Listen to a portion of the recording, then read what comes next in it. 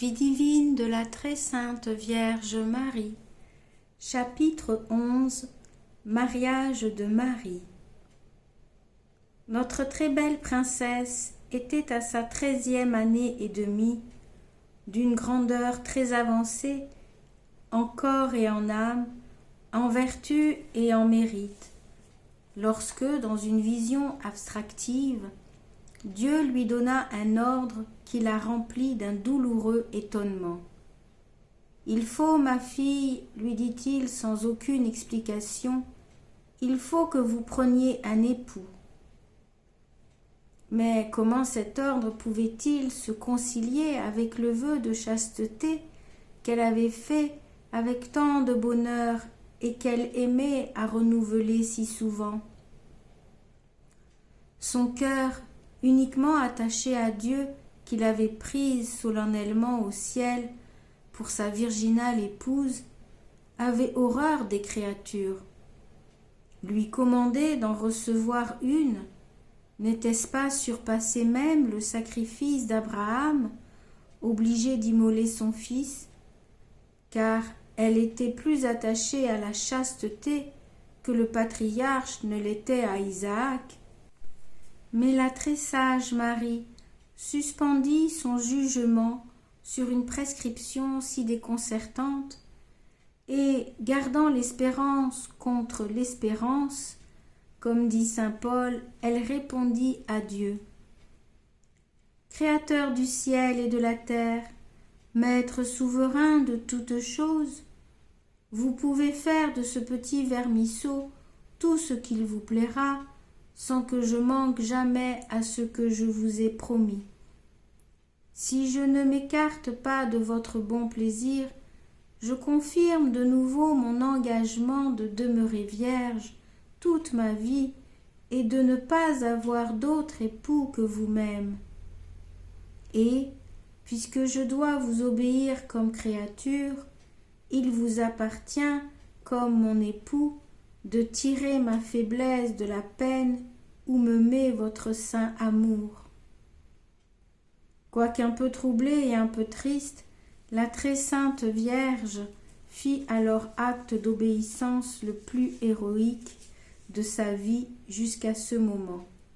« Marie, lui répondit le Seigneur, que votre cœur soit en paix. Votre résignation m'est agréable, et je prends sur moi le soin de ce qui vous convient le mieux. » Revenue à son état ordinaire, la très sainte Vierge pensait continuellement à l'ordre et à la promesse de Dieu qui voulait par là multiplier, avec des larmes d'amour et de confiance, ses actes d'humilité, de chasteté et d'autres vertus. Pendant que son esprit soumis était livré à ces pénibles anxiétés, Dieu ordonna en songe au souverain pontife saint Siméon de lui donner un mari, bien que ce ne fût pas son désir. Et, comme le vénérable vieillard le pria de désigner lui-même l'époux d'une fille si distinguée, le Très-Haut lui enjoignit de traiter cette question avec les autres prêtres. Quand ils se furent réunis, ils décidèrent de prendre un époux de la lignée de David, selon les prescriptions de la loi, et de demander à Dieu un signe qui marquât son élu. Ils déterminèrent aussi le jour où tous les jeunes gens de cette lignée seraient convoqués au temple pour procéder à ce choix. Et ce jour était justement celui où notre princesse achevait sa 14e année. Comme néanmoins il était nécessaire d'avoir son consentement, le souverain prêtre alla le lui demander. « Pour moi, lui répondit-elle, le visage couvert de virginale pudeur, pour moi, j'ai résolu de vivre dans la chasteté en me consacrant au service de Dieu en ce temple. Mais puisque vous êtes son représentant, il vous appartient de me dire ce qui sera le plus conforme à sa volonté. » Ma fille, reprit Siméon, le Seigneur tiendra compte de vos saints désirs. Mais maintenant qu'on attend le Messie, aucune fille d'Israël ne refuse le mariage. Vous pourrez, du reste, continuer de servir Dieu avec beaucoup de perfection, et nous solliciterons de lui un signe auquel nous reconnaissions l'époux qu'il vous destine. Cet entretien eut lieu 9 jours avant celui qui avait été arrêté pour exécuter la résolution prise. Dans cet intervalle, la très sainte Vierge ne cessa pas de demander à Dieu avec larmes l'accomplissement de son bon plaisir. Il lui apparut et lui dit enfin : « Rassurez-vous, ma fille, je vous choisirai un époux qui, loin de s'opposer à votre virginal engagement, en sera la confirmation. Ma protection, d'ailleurs, ne vous manquera jamais. » « Ô mon souverain amour, répondit Marie, vous savez bien les désirs que vous mîtes en mon cœur dès le premier moment de mon existence. Conservez-moi dans la parfaite pureté que je vous ai promise. Loin de moi le mariage si je devais y commettre quelque faute. Avant tout, que votre grâce me conduise à l'exécution de votre bon plaisir, bien que je ne sois qu'un chétif ver de terre, une poussière inutile. Plusieurs fois aussi elle s'était entretenue de son inquiétude avec ses anges gardiens qui lui avaient dit un jour : « Épouse du Très-Haut, soyez tranquille, Dieu se charge de tout ce qui vous regarde. Ces décrets sont toujours admirables. Les créatures ne peuvent pas les comprendre, mais elles doivent les respecter. Si Sa Majesté veut que vous le serviez dans le mariage, il sera préférable pour vous de lui plaire en cet état que de lui déplaire dans un autre.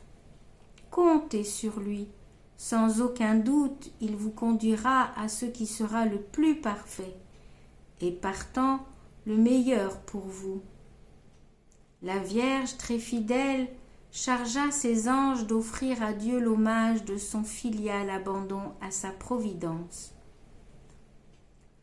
Cependant arriva le jour déterminé pour le choix de son époux. Il y avait à Jérusalem des jeunes gens de la lignée de David dont descendait Marie. Ils furent assemblés au temple. Parmi eux se trouvait Joseph, originaire de Nazareth, qu'il avait quitté à la suite de revers de fortune. Il était proche parent de la très sainte Vierge. Petit renvoi 1 du bas de page. Suivant de bons auteurs, Joseph descendait de David par Salomon, et Marie en descendait par Nathan.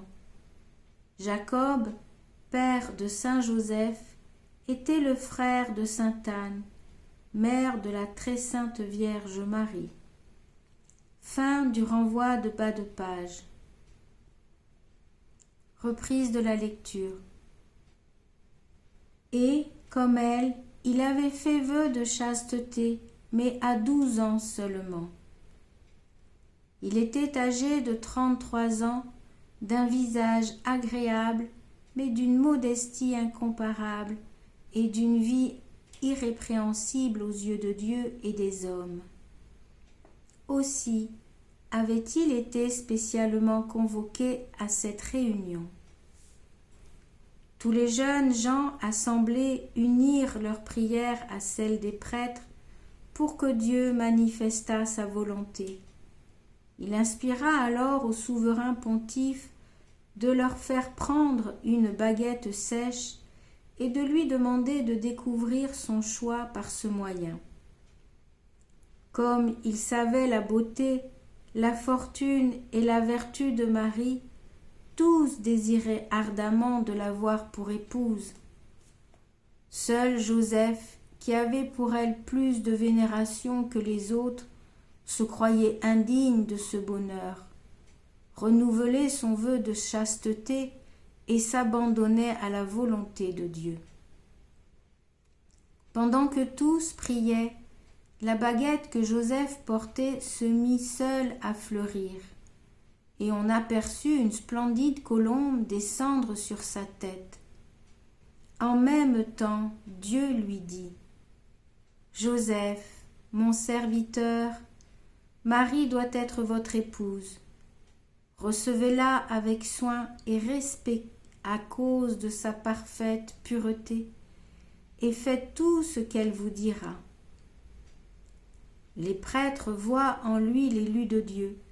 Ils appellent Marie qui apparaît avec une grâce, une modestie et une majesté plus qu'angélique. Et ils la marient avec Joseph, le plus chaste et le plus saint des époux.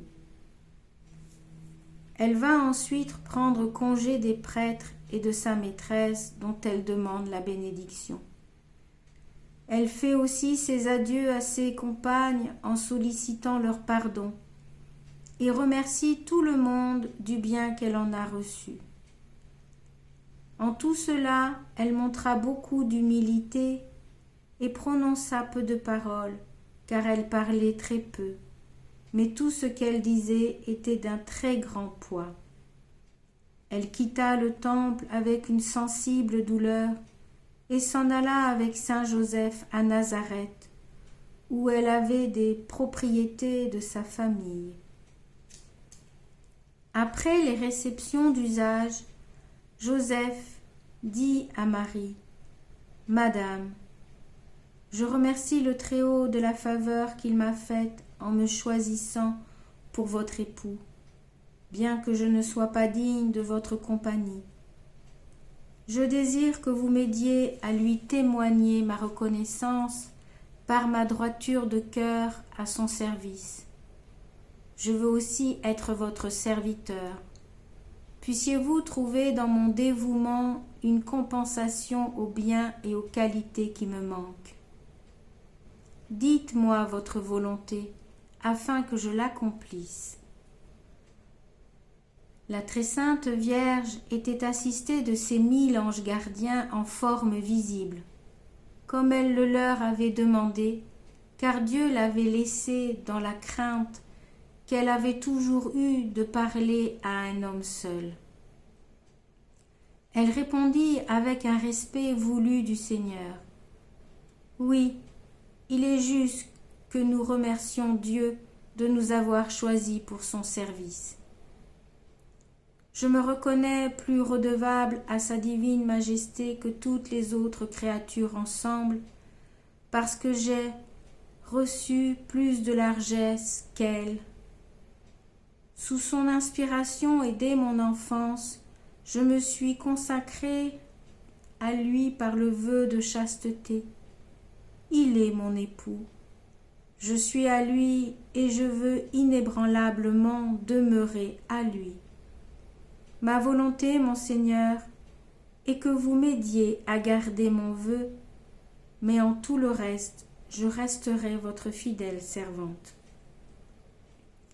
Cette déclaration remplit de joie le très pur Joseph qui répondit : « Madame, en m'exprimant vos saintes résolutions, vous avez ouvert mon cœur que je ne voulais vous manifester qu'après vous. Je me reconnais moi aussi le plus obligé d'entre les hommes envers Dieu, parce que de fort bonnes heures il m'a appelé à son amour exclusif. À ma 12e année, je fis comme vous et sous son impulsion vœu de chasteté perpétuelle. Je le renouvelle en présence de sa divine majesté pour confirmer le vôtre. N'ayez donc pas d'autre amour que celui du Seigneur. Regardez-moi, je vous prie, comme votre frère, je vous servirai fidèlement. » Dieu enivra d'une consolation incomparable les 2 saints époux, dont le premier entretien se résumait en ce mot : « N'aimons que le Seigneur. » Il donna à Joseph une pureté nouvelle et un empire absolu sur ses sens, afin qu'il servît son épouse avec un parfait dégagement. En outre, il couvrit le visage de Marie d'une splendeur lumineuse, comme celle de Moïse descendant du Sinaï, de sorte que cet éclat, joint à sa majesté ineffable, inspirait constamment à son virginal époux une crainte respectueuse au-dessus de toute expression. Petit renvoi 1 de bas de page. La bienheureuse Marie du Saint-Sacrement, carmélite de Baume, participa à ce prodige. Son visage était si resplendissant qu'elle ne paraissait plus une créature terrestre et que les autres religieuses n'osaient arrêter leur regard sur elle. Plusieurs saints ont été honorés de ce prodige, mais quelques moments seulement. Fin du renvoi de bas de page, reprise de la lecture. Les deux célestes époux firent ensuite le partage des biens de saint Joachim et de sainte Anne. Ils en offrirent une partie au temple de Jérusalem, ils en donnèrent une autre partie aux pauvres et en gardèrent la troisième partie pour leur entretien. Seul saint Joseph administra ses petits revenus, car la très sainte Vierge ne voulut pour elle que le travail. Elle se dispensa toujours des ventes et des achats et de tout ce qui regardait le dehors. Comme saint Joseph avait appris le métier de charpentier, il demanda à Marie s'il lui plairait qu'il l'exerçât pour secourir les pauvres et ne pas demeurer oisif. Elle l'approuva très volontiers en disant que le Seigneur voulait qu'ils fussent toujours pauvres, amis et protecteurs des pauvres. Après cela, ils eurent une édifiante contestation, une sainte lutte. Chacun d'eux entendait être soumis à l'autre, mais la victoire resta à la très sainte Vierge qui était invincible en tout. L'homme étant naturellement le chef, elle ne consentit pas à ce que cet ordre providentiel fût renversé. Elle fit donc agréer à saint Joseph son obéissance et en reçut la permission de distribuer les aumônes. Quand elle fut seule, elle eut une vision pendant laquelle le Seigneur lui dit : « Fille bien-aimée, voyez comme j'assiste ceux qui m'aiment et suis fidèle à mes promesses. Répondez à ma tendresse par une sainteté parfaite. La compagnie de mon serviteur Joseph vous aidera à l'accomplissement de ce devoir. Obéissez-lui et travaillez à sa consolation. » La très sainte Vierge répondit : « Je vous glorifie, mon Dieu, pour l'admirable sagesse avec laquelle vous avez dirigé ma vie. Tout mon désir est de vous plaire.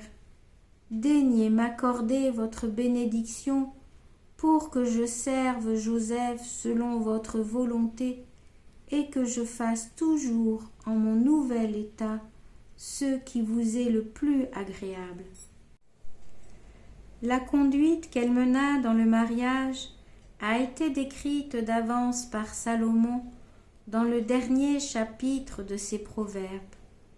Seule, elle est cette femme forte qu'il admire, parce qu'elle n'a été en rien tributaire de la faiblesse humaine et de la malice diabolique. Sa vie fut un harmonieux tissu de prière, de travail, d'ordre, d'abnégation personnelle et de continuelle union à Dieu, dans le mépris le plus absolu de toutes les choses terrestres, aussi trompeuses qu'éphémères. C'est ainsi que depuis le 8 septembre, jour de son mariage, jusqu'au jour de l'incarnation, elle se disposait à son insu, ainsi que saint Joseph, sous la direction du Très-Haut, à la grande œuvre pour laquelle il les avait choisis. Instruction de la très sainte Vierge. Ma chère fille, les jugements de Dieu sont impénétrables et inaccessibles à la créature. Elle doit donc s'abstenir de les sonder, mais les accepter d'un esprit et d'un cœur humblement soumis. Si elle trouve quelque difficulté ou quelque danger dans l'exécution des ordres de Dieu, elle est obligée de se confier en lui, dans la certitude qu'il ne l'expose pas pour l'abandonner, mais pour lui donner la victoire, pourvu qu'elle coopère toujours à son secours. Si, avant d'obéir, elle veut examiner et comprendre, elle fait injure à la majesté de son Créateur et perd en même temps le mérite de ses actes. C'est la règle que je suivis lorsque Dieu m'ordonna de m'engager dans le mariage sans m'en donner la raison. Il fallait ce mariage pour mon honneur et celui de mon fils, dont le monde et Lucifer devaient ignorer d'abord le mystère. Comme ce but m'était caché, l'ordre reçu me causa la plus grande peine que j'eusse endurée jusqu'à ce jour. J'en serais morte si Dieu ne m'eût fortifiée et laissé quelque confiance dans l'observation de mon vœu de chasteté. Mais je me gardai bien de scruter sa conduite à mon égard, et ma soumission, victorieuse de ma douleur, fut plus méritoire et plus agréable à Dieu. Ainsi, devez-vous vous conformer à tout ce que vous saurez être le bon plaisir de votre Seigneur et suivre ses inspirations avec l'agrément de ses prêtres ou de vos supérieurs. Il n'est point d'ailleurs d'état où l'on ne puisse lui plaire. Ma conduite condamne les personnes pour lesquelles le mariage est un prétexte de ne point pratiquer la perfection. Je vivais dans la maison de mon époux avec la même ferveur que dans le temple, parce qu'en changeant d'état, je ne changeais pas de disposition envers Dieu. J'augmentais, au contraire, mon amour et ma soumission pour remplir mes nouveaux devoirs, et le Seigneur m'assistait davantage et se rendait à mes désirs. Les personnes mariées éprouveraient comme moi les effets de sa bonté si elles ne sacrifiaient son bon plaisir à leur propre satisfaction, car rien n'est impossible à Dieu et à celui qui se donne totalement à lui et met en lui son espérance avec une foi sans bornes. Fin du chapitre 11 et fin de la première partie.